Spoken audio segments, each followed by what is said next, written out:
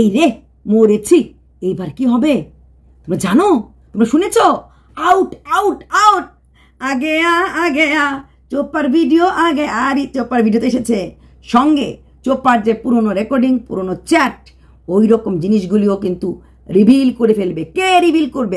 আর কে reveal করবে? আমাদের প্রদীপ। প্রদীপের অন্য চ্যানেলে চোপার সমস্ত গোপন তত্ত্ব ফাঁস করে দেবে। এইবার চোপা ঘুমটা দিয়ে চলতে হবে, মুখ দেখাবে কেমন করে, সবাই তো জেনেই যাবে। কি করবে চোপা? আরে বাবা, সবাই সব কিছু জেনেই গেছে, তারপরও আর কি আছে, আর কি আছে? চলো সঙ্গে দেখে থাকো be with passion with AP. চোপা চোপা চোপা, হ্যাঁ হাঁ করে বসে থাকি চোপার ভিডিওটা কখন দেবে। চোপার ভিডিওটা আউট হলো, দেখলাম, মানে পাবলিশ হলো, আউট হলো মানে পাবলিশ হলো। সেই খাওয়া দাওয়া নর্মাল। চোপা এখনও বাপের বাড়িতেই আছে। জল কেনার পর ভেবেছিলাম চোপা হয়তো বাপের বাড়ি চলে যাবে, কিন্তু চোপা বাপের বাড়িতে যায় নাই। যাবে যাবে ভাবছে, যেহেতু বৃষ্টি পড়ছে সেহেতু সে আর গেল না। বৃষ্টি পড়ছে বলে নিজের ফ্ল্যাটে গেল না, অথচ বৃষ্টি থামার পর ও কিন্তু আবার শপিং করতে হাসনাবাদে দাদাকে নিয়ে গেল। দাদার প্রচুর শার্ট, ইউনিফর্ম ভাজের কাজ এসছে, যে কাজটা ও আর ওর বৌদি মিলে করেছে, এবং আরও অনেক শার্ট রয়েছে। দাদার এখন শার্ট ভাজ করা কাজ। দাদার সেই শার্ট ভাজ করার কাজে চোপা এবং চোপার বৌদি, চোপার মা সবাই হেল্প করছে। তারপর চোপার সেই গাছ, কোথায় কখন গাছ, কখনো লক্ষ্মী জবা, নয়নতারা, মধুমালতী, এরকম নানা রকম ফুল গাছ লাগানো। সেই টবগুলিতে বৃষ্টির জন্য জল পড়ে গেছে এবং গাছগুলি বেশ, বিশেষ করে গোলাপ গাছে এটা ভালোই হয়েছে। নেক্সট ইয়ার হয়তো ভ্যালেন্টাইন্স ডেতে আর গোলাপ কিনতে চোপাকে বাইরে যেতে লাগবে না, নিজের বাগানের গোলাপ দেই। যদি পাশে কোনো নিজের মন মতো লোক থাকে তাকে হারাতে পারবে, দিতে পারবে। আচ্ছা, চোপা বাইরে গেল কেন? মূল উদ্দেশ্য ছিল চোপার কিছু ইসে কেনা, কি বলে, ফ্লাওয়ার তো আছেই, মানে বড় ফুলদানি, ছোট ফুলদানি, লম্বা স্টিকের ফুলদানি এবং ফটো ফ্রেম। সেটাই হচ্ছে মূল কথা। ফটো ফ্রেমের মধ্যে ছিল মা আর ছেলের ফটো। সেই ফটোটা চোপা পুরো দেখাতে পারলো না, কারণ যেই ফটোগুলি ছিল চোপার মামাতো ভাইয়ের বিয়েতে, আমারও মনে আছে, মা ছেলের খুব একটা সুন্দর ফটো, সেই ফটোটাই ফটো ফ্রেমে লাগানো হয়েছে। এবং তখন চোপা দুবলা পাতলা না হলো, বেশ সুন্দর ফিগার হোল্ডার ছিল। তো সেই ফটোটা লাগিয়েছে, যেহেতু স্ট্রাইক একবার খেয়েছে, আবার যদি ফটো দেখালেও স্ট্রাইক খেতে পারে। কত অসহায় একটা মা, নিজের ছেলের ফটো যদি লাগায় এবং ভিডিওতে দেয়, তাহলে কিন্তু স্বামীর হাত থেকে স্ট্রাইক খাওয়ার ভয় থাকে। হায় রে, গর্ভধারণীর মারও ছেলের ফটো লাগালে স্ট্রাইকের ভয় থাকে। যেহেতু কালকে চোপা ওই সোনা রূপা নিয়ে কথা বলেছে এবং সেখানে ছেলের জন্য কিছু না কিনেও ছেলেকে টাইটেলে ইউজ করেছে। কালকে প্রচুর ভিডিওতে এটা নিয়ে কথা হয়েছে যে তুমি তো টাইটেলে দিলে নিজের জন্য সোনার জিনিস, ছেলের জন্য রূপোর জিনিস, কিন্তু কোথাও রূপোর জিনিস ছিল না। আগের ওই আংটিটা নিয়ে সেরেই ও কথা বলেছে। মানে ছেলেটা মা এবং বাবা দুজনের কাছে, ইনক্লুডিং কন্ট্রোভার্সি ক্রিয়েটরদের কাছেও কিন্তু একটা জাস্ট একটা প্রোডাক্ট। আমি অন্য ওয়ার্ড ইউজ করলাম না। যখন তখন মা টাইটেলে ছেলেকে ইউজ করছে, মার তো অধিকার আছেই। বাবার কাছেও লোকরা মেইনলি ভিড় করছে। আমি নিজেও এত মিথ্যি কথা বলে, তো ওকে দেখতে যাই। যখন ও ম্যাজিক দেখালো, আজকে ভিডিও দেখলাম, তো নানা রকম এগুলি দেখতে ভালো লাগে। ততা হবে না, কোনো ততা হবে না। সেই বাচ্চাটা আজকে বাবা এবং মার কাছে প্রোডাক্ট। তারপর চোপা আজকে দেখালো ওর মুক্তোর আংটি পরলে পরে এখানে ধার, তার মানে তোমার আংটিটা, মুক্তোর আংটি যে বানা ওই জায়গাটাতে ধার আছে। যদি তোমার স্যুট না হয় না, তুমি ইচ্ছা করলে এইভাবেও মুক্তোটা পরে ফেলতে পারো, এইভাবে। হ্যাঁ, যদি তোমার ওখানে মানে ব্যথা হয় বা ধার লাগে তোমার মনে হয়, লকেট করেও কিন্তু পরা যায়। তো আজকে সেই ছেলের ফটো দেখালো, কারণ ছেলেকে একটু টানতেই লাগবে, তাই না? বলবে ও ফটো কিনেছে তো লাগে, না করলে তো পারতো। ও ঘরে যদি ফটো ফ্রেমটা লাগাতো, তখন নিশ্চয়ই যখন রুম ট্যুর দেবে আমরা দেখবো ফটো ফ্রেম হ্যান ত্যান দেখবো। চোপার আরো কিছু শো পিস কিনতে ছিল, কিন্তু কিনতে পারেনি। কারণ একটাই, যে সবকিছু একসাথে হবে না, নেক্সট মাসে যখন পেমেন্ট পাবে তারপর কিনবে। প্রচুর জিনিস কিনেছে। কালকে অনেকে আমাকে প্রশ্ন করেছে, দিদি ও যখন ফ্ল্যাটটা নিয়েছে, ওর যখন নিজস্ব একটা আস্তানা আছে, তাহলে সমস্ত কিছু অর্ডার যা করলো সব এই বাড়ির অ্যাড্রেসে কেন করছে? কেন? ও তো চাইলে ফ্ল্যাটে গিয়ে ফ্ল্যাটের অ্যাড্রেস, কারণ এগুলো এখান থেকে ওইখানে বয়ে নিয়ে যেতে লাগবে। ফ্ল্যাটের অ্যাড্রেস যদি এগুলো দিত অবশ্যই ফ্ল্যাটে চলে আসতো, তাহলে ওখান থেকেই কিনতে পারতো। তো এইটার উত্তর আমি একটা কথাই বলবো, আমি জানি না বারবার হয়তো ফ্ল্যাটের ওপর নিচ করতে হয়তো আনইজি ফিল করবে এই মোমেন্টে, এখনো এতটা ও ইউজ টু হয়ে যায়নি, বা ফ্ল্যাটে কি সোসাইটিতে কি গার্ড আছে কি না সেটা সম্বন্ধে আমার আইডিয়া নেই। সোসাইটিতে গার্ড রুম থাকলে সেই গার্ড রুমে এসে এরকম যারা দেয় প্রোডাক্ট ওরা কথা বলবে, গার্ড রুম থেকে হয়তো গার্ড রুম ওর কাছে পাঠাবে, বা গার্ড রুম থেকে হয়তো কল করবে, আপনি কি অমুক প্রোডাক্টটা দিয়েছিলেন, অমুক জায়গাতে লোক এসেছে। এটা আমাদের সাথে হয় অনেক সময়, আমরা বলে দিই যে ভেতরে আসা দরকার নেই, গার্ড রুমে রেখে দাও, আমি পিক আপ করে নেব যদি আমি ঘরে না থাকি। তো সেরকম একটা কিছু চোপা বলতেই পারে, যদি চোপার ওখানে গার্ড রুম থাকে, চোপা যদি ওর ফ্লোরে কেউ আসুক বা ওর ফ্ল্যাটে কেউ আসুক নেওয়া চায়, যেই প্রোডাক্ট এসেছে যেন গার্ড রুম যখন থেকে ফোন তো করবে, দিদি আপনার অমুক এসেছে, তখন বললেই হয় যে না আপনারা রেখে দিন, আমি আপনার থেকে কালেক্ট করে নেব। নিচে গিয়ে লিফটে চোপা গার্ড রুম থেকে কালেক্ট করতেই পারে। এই কারণটা আমার কাছেও বোধগম্য হলো না, হয়তো এইখানে আসলে পরে নিতে ওর ইজি, তাই হয়তো ওই জায়গা থেকেই ও অর্ডার সবকিছু করেছে। এমনকি এই যে ফুলদানি বা কিছু পট, সাথে আরও কিছু জিনিস, এতগুলি জলের ব্যারেল, 4টে জলের ব্যারেল, প্লাস ওর এত show piece, including ring light. নিজেই বললো ও এখানে অ্যাড করবে, এবং অ্যাড করার সময় লাইটটা প্রচণ্ড দরকার পড়ে, তাই সেই লাইটটার জন্যই ও ওখানে মানে রিং লাইটটা নিয়ে যাচ্ছে, অ্যাডের সময় লাইটের ব্যাপারটা থাকবে। কিন্তু মানে সব প্রোডাক্টগুলি নিয়ে সব কিছু করলো, কিন্তু জিনিসটা কিনলো, কিন্তু বাড়িতে গেল না। আবার এটাও বললো ফ্ল্যাটে গেলে আবার কবে আসি তার নাই ঠিক, তার থেকে বরং আমরা লাইটটা নিয়ে চলে যাই। ফ্ল্যাটে গেলে তুমি কবে আসবে তার নাই ঠিক, তো তোমার সাথে ফ্ল্যাটে রাত্রে ঘুমাবার জন্য কি এখন মা বা বৌদিকেও যাচ্ছে? এক রাত্রে কিন্তু ভালো ভয় পেয়ে গেছিলে, এবার কি আবার কেউ যাচ্ছে?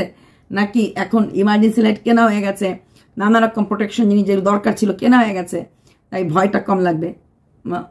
বুঝতে পারলাম না। নিজের মধ্যে ওই দমটা নিয়ে আসো যে হ্যাঁ আমাকে এখন থেকে একাই থাকতে লাগবে।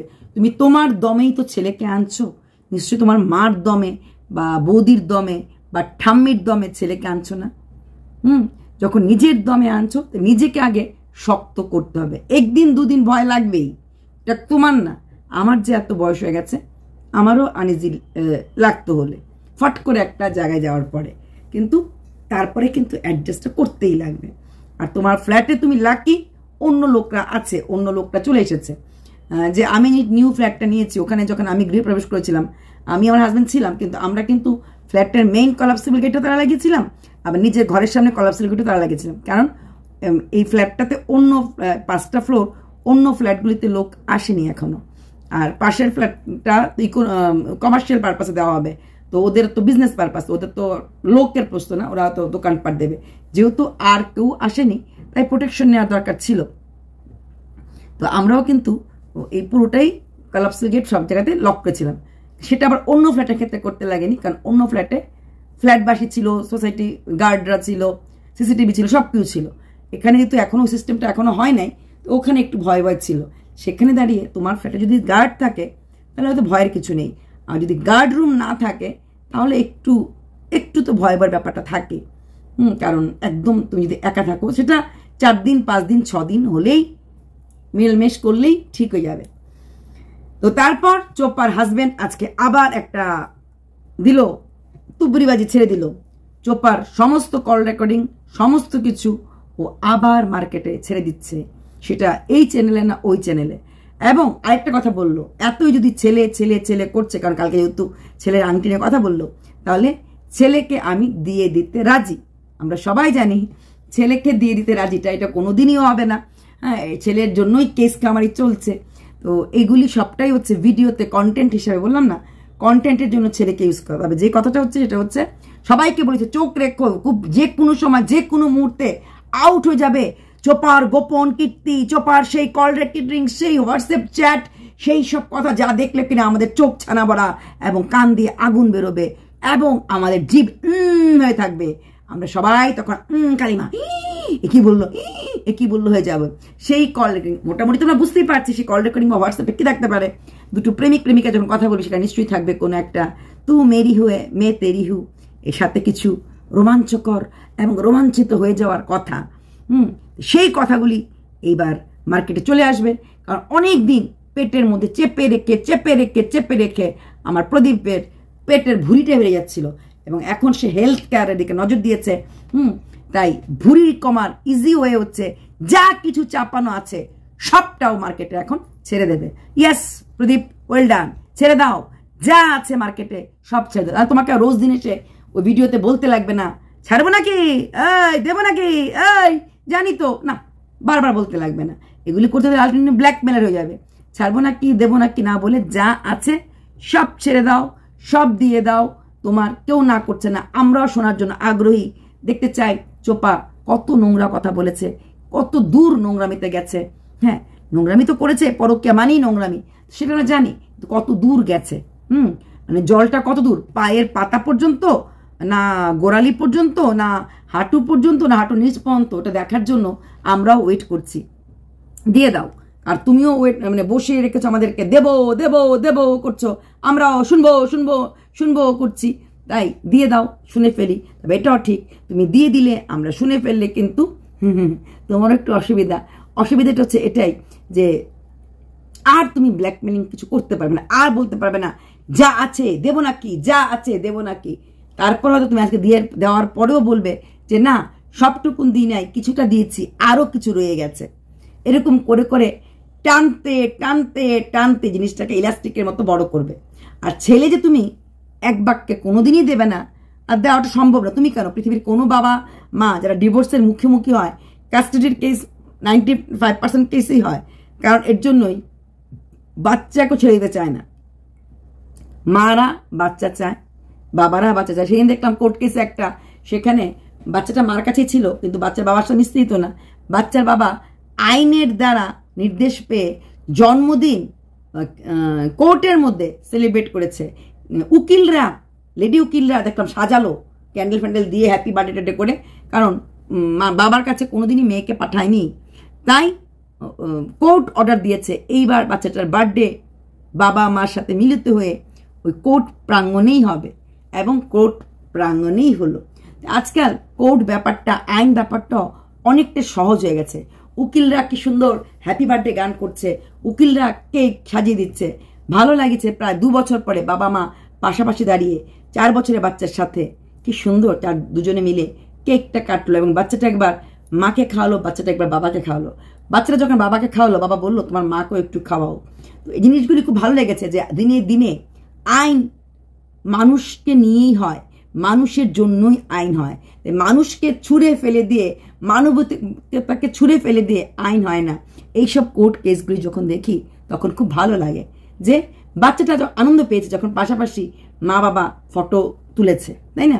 2 বছর ধরে বাচ্চাটাকে দেখা করতে পারে না, 2 বছর ধরে কিছু করতে পারে না, তারপর 2 বছর পরে আইনের মারফতে দেখা তো হলোই, কোলে তো জড়িয়ে ধরলই এবং খুব সুন্দর করে বার্থডে সেলিব্রেট হলো। তাই বুঝলে প্রদীপ, ওই বাচ্চাটা যার কাছে থাকুক না কেন, তোমার কাছে থাকুক আমার কাছে থাকুক, তোমরা দুজনেরই দেখার সুযোগটা পাবে। এইটা ভারতীয় আইন যে কোনো মা বাবাকে দিয়েছে। তবে হ্যাঁ, সোনা বাবাটা কোথায় ভালো থাকবে?